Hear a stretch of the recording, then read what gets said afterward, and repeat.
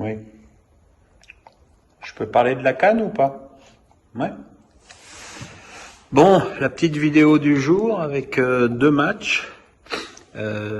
Sénégal-Guinée 0-0. Et toujours rien de neuf sous le pavillon sénégalais.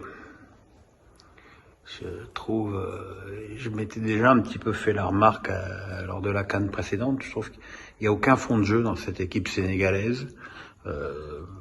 Mané est à l'évidence mal, voire pas utilisé. Quand même incroyable d'avoir un joueur de ce niveau et de voir qu'il est, oui, voilà, qu'il est si peu servi et voilà, et il n'y a pas de fond de jeu. Il n'y a vraiment pas de fond de jeu. C'est des coups de boutoir. C'est pas bien organisé. Et les Guinéens, sous la houlette d'un Keita vraiment remarquable, ils sont vraiment bien défendus. Et voilà, alors je sais bien ce qu'on me dit depuis le début, pas de préparation, pas de matchs amicaux, il fait beaucoup plus chaud que prévu,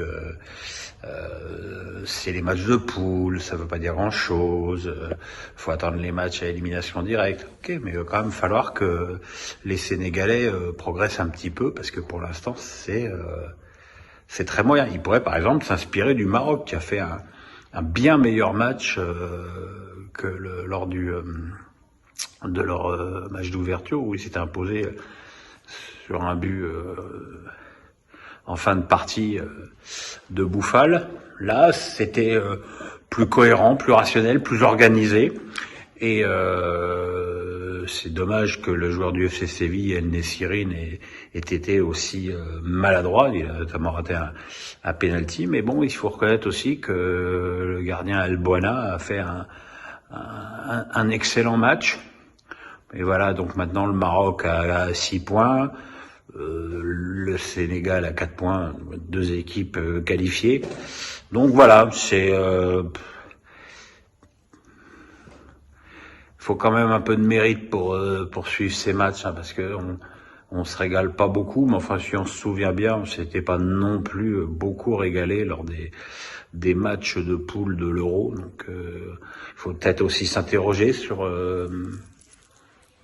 l'intérêt de ces poules où il y a des meilleurs troisièmes qui se qualifient, c'est-à-dire que il y a donc des poules où tu fais 3 matchs pour éliminer une équipe. C'est un petit peu dommage.